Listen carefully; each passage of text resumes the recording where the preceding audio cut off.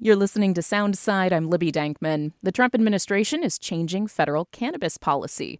On Thursday, Acting Attorney General Todd Blanche signed an order reclassifying medical marijuana from a Schedule 1 to a Schedule 3 drug. That puts the drug in the same category as substances like ketamine and anabolic steroids. Now, this does not mean cannabis is legal nationwide, and people with convictions related to marijuana will not see their charges dropped. But officials say it will allow for more research into cannabis for medical use. For distributors in the 40 states that have medical marijuana systems already in place, it could mean tax benefits and less hoops to jump through when selling cannabis. This reclassification does not impact recreational marijuana, but advocates say it could be a sign of bigger changes to come. Joining me to discuss what this change could mean for medical research and what could happen next is Dr. Susan Ferguson, director of the Addictions, Drug, and Alcohol Institute at the University of Washington. Doctor, thank you so much for being here. Yeah, thanks for having me. So what was your initial reaction to this news? Yeah, so I was excited. I think for research, the biggest impact this is going to have is on access to the types of products that people are using. And so maybe to give you a little bit of a context, for the last half a century or so, the most of the cannabis that researchers use come from this farm in Mississippi that the National Institutes of Health contracted with to grow cannabis for researchers. And unfortunately, that cannabis is not remotely like the cannabis that people are using, either medicinally or recreationally. It's literally from one farm? It's from one farm, and it's very low potency. And so, fortunately, the government in the last 10 years or so have made some strides to try to get us products that are more representative of what people are using, but there's still only a handful of places in the country where we can get those products. So the supply is still pretty constrained, and it's expensive. Wow. So Americans for Safe Access reacted to this news by saying basically that this means that marijuana products that are medical are now federally recognized as legitimate medicine. That was their words. Do you agree with that? Is that for people to understand the impact of this? Do you think that that's what is actually happening here? Well, I think it's important to realize that the product itself, the cannabis, is not different if it's got a medical label or a recreational label. So there's actually some dispensaries in our country that serve both medical folks as well as recreational users. Yeah, and here in Washington, that happens a lot. Exactly. Yeah. So in theory, a person can come into the dispensary, they could show their medical card and purchase a product, and then that would be Schedule 3. And then a few minutes later, someone could come into the same dispensary and from a recreational use could purchase that identical product and then use it recreationally. So we don't really think of cannabis as being medical or not. A lot of that is sort of just, again, a federal regulation or a state regulation of tax implications and different kinds of purchasing implications, but the product itself is not different. So Acting Attorney General Todd Blanche said on Thursday that the Drug Enforcement Administration would begin a new hearing at the end of June to reschedule all cannabis, not just medical cannabis. What would that mean if that goes forward? Right. So that actually, for me, was the most important part of what came out of that order. And if that goes through, then it'll essentially open the floodgates of research. So even with this new rescheduling, a researcher still needs a Schedule 1 license to conduct research. So again, it's making those products, the access to those products easier, but all of the regulations with respect to conducting the research are still, there's a very high bar of being able to conduct those studies. A lot of researchers don't want to go through that. And so research has really been hindered because of needing that Schedule 1 license. And if all of cannabis is rescheduled to a Schedule 3, then researchers will no longer need that Schedule 1 license. And I think you'll see lots more researchers kind of getting into the game and starting to do the research, as well as the types of research studies that we conduct are really going to grow. And give us a sense for what that means to get a Schedule 1 license and how high of a bar that is compared with not needing to do that to conduct research. Right. So a Schedule 1 license is the highest bar. All of the other types of substances that people study fall into a Schedule 2 through 5. And so you don't have to name out any of those particular drugs that might fall onto those schedules in terms of getting those products. But for Schedule 1, you only get a license for that particular substance, and you have to write out the exact protocol of what is the study or studies that you're going to conduct, down to very detailed information, and that's what gets approved. So you can't necessarily, if you want to change your study, you'd have to kind of go through a lot more bureaucratic hurdles to say, hey, I want to make this small change in my research. Whereas for a Schedule 2 through 5, the regulations are much less. In addition, a Schedule 1, you have to keep in mind that that's considered to have no medical benefits. So the types of studies that regulatory agencies are going to approve for a drug that is thought to have no medical benefit and just have harm, there's going to be a lot of restrictions on those. So, for example, heroin is a Schedule 1 drug, right? And there are very few to no studies being conducted in the country where you're bringing people in and you're giving them heroin and sort of studying that effect. In contrast, you take something like alcohol that's not scheduled, and people, come in all the time to laboratories, and we're studying the effects of alcohol on different kinds of things. And so imagine, cannabis is on par with heroin in terms of what people are approving and really, looking at whether you can conduct that study or not. They're saying it's just has harm and there's no benefit. And so that's really constrained the types of studies that we can conduct. And so for right now, those Schedule 1 restrictions will still be in place for researchers who want to study cannabis because recreational cannabis is still going to be a Schedule 1, again, for now. But in terms of access to the type of substances and products that you can study now, even with those Schedule 1 regulations, what is the difference here? What's going to happen? Yeah, so in terms of the regulations, it's still a little bit of a question mark. But for all of the places that hold a medical cannabis, now DEA registration, in theory, those places should all be able to supply researchers with their cannabis. And so the details, the logistics would have to be worked out. But the idea is that a researcher could go and purchase that cannabis, the cannabis that people in the state of Washington, for example, are using. We could start to study that cannabis.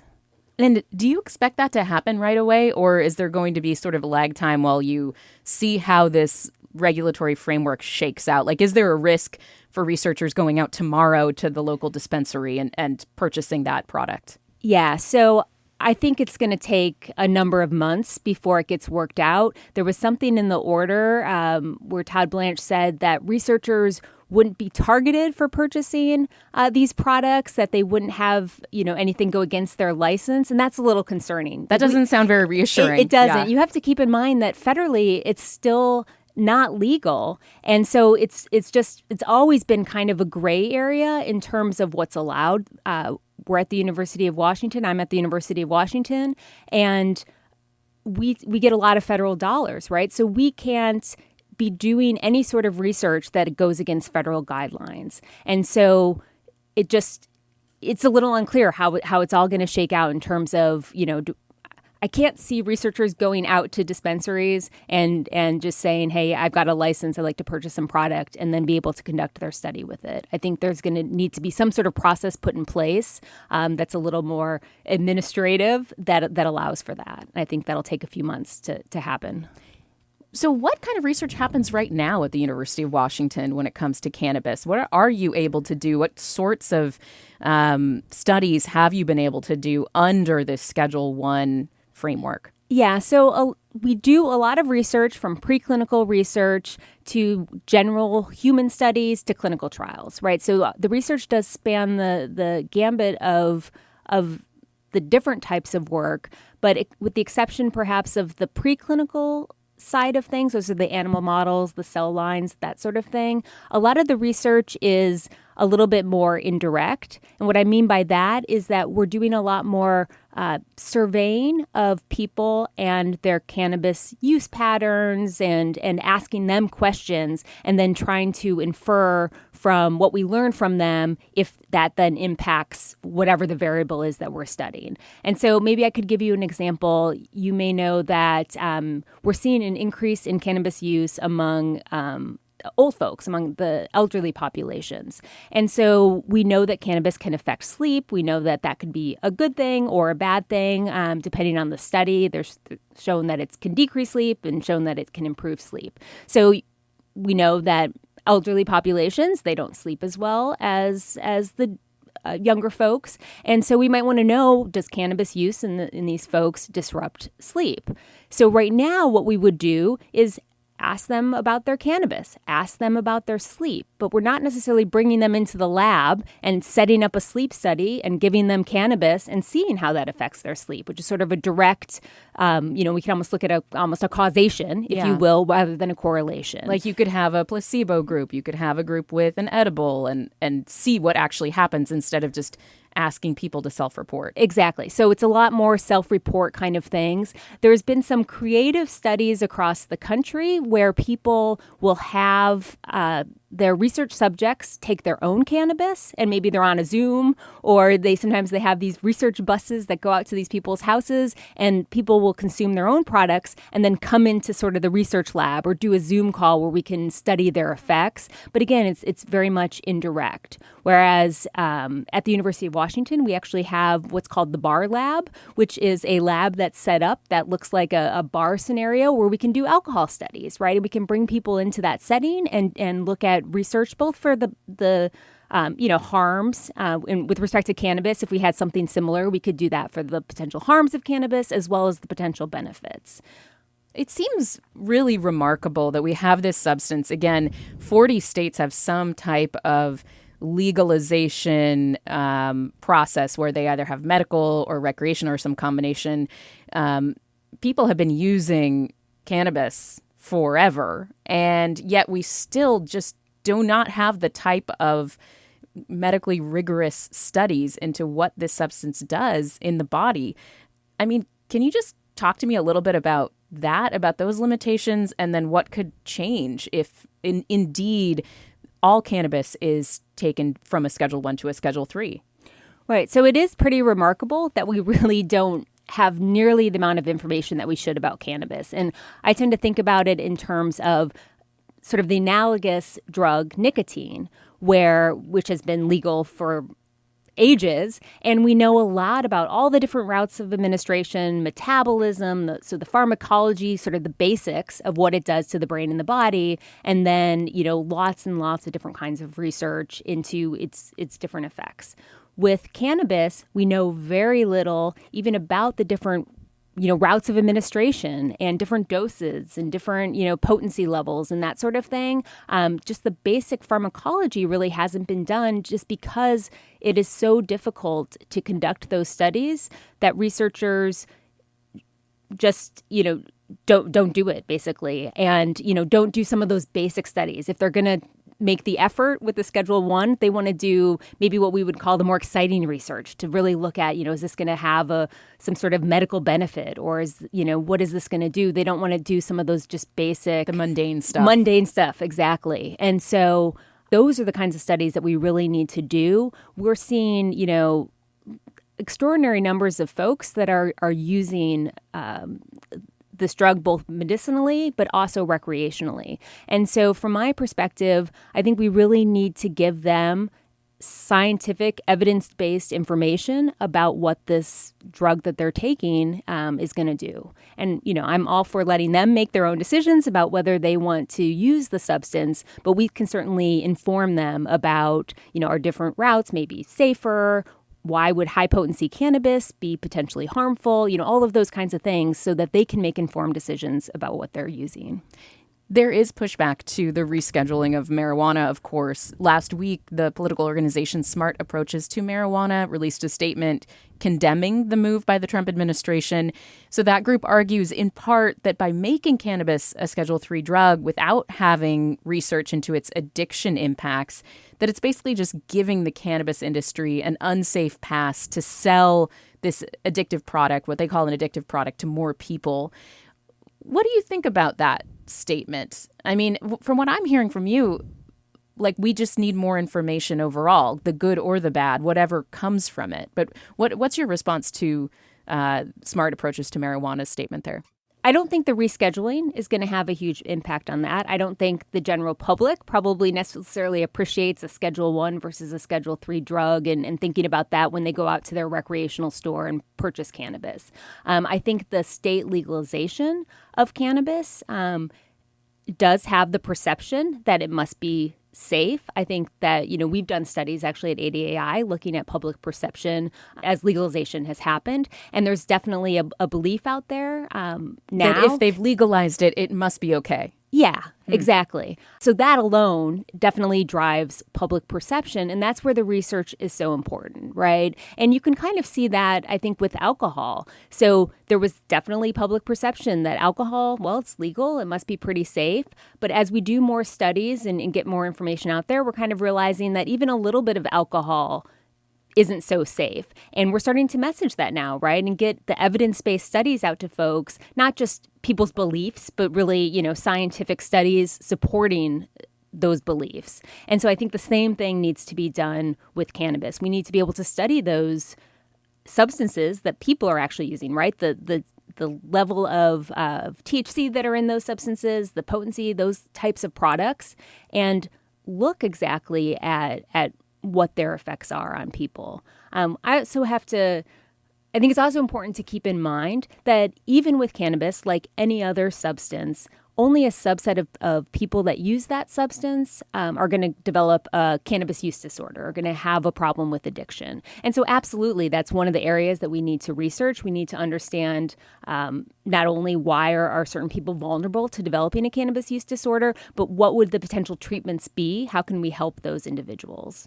And then I guess I would add, in terms of thinking about populations and who's at risk, we definitely, it's the right thing to not allow children, teens to be consuming these products. I think they would be especially vulnerable to developing a cannabis use disorder or to some of the other, potential harms of using that drug. So I think we've done a pretty good job in our state of messaging around that, our youth should not be engaging in cannabis use.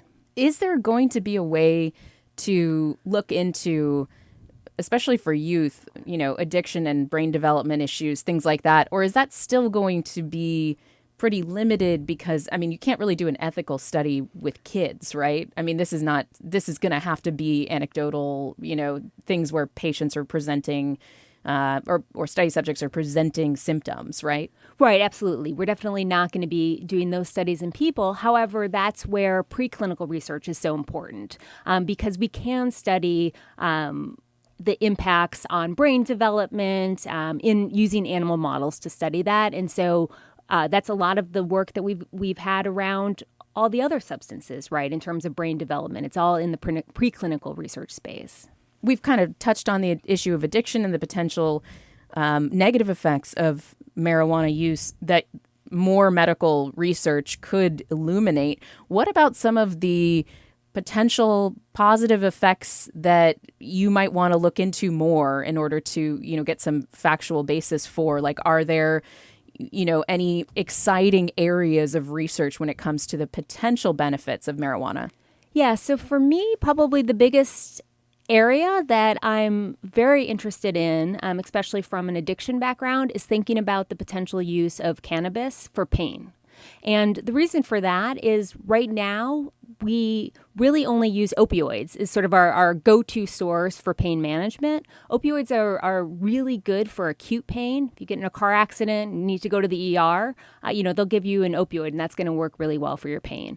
But opioids are not good for chronic pain. And of course, extended opioid use can lead to addiction. And so if we can have something else that can treat chronic pain that's not opioid-based, that's going to be really great. And there is some promising studies to suggest that cannabis could be useful in the treatment of pain. And it's possible even that you would use it in conjunction with opioids, but it would allow patients to have a much lower dose of opioids if they're using that in conjunction, with cannabis. Dr. Susan Ferguson, director of the Addictions, Drug, and Alcohol Institute, that's ADAI, at the University of Washington, talking about the reclassification of medical marijuana from a Schedule I to a Schedule III drug. What is next, or what are your researchers and the people on your teams looking at when it comes to the next steps here, potentially reclassification of all marijuana, for example? I think some of the things that we're looking at is continuing to study people's perceptions of, as you said, when drugs get reclassified, when things become legal, how does that affect their use? I think as we're seeing larger numbers of people that are using cannabis, we start to see certain kinds of things emerge. So, for example, I don't know if you've heard of hyperemesis syndrome, which is basically there's a subset of people that use cannabis. We don't really understand why it happens, but it leads to really violent vomiting.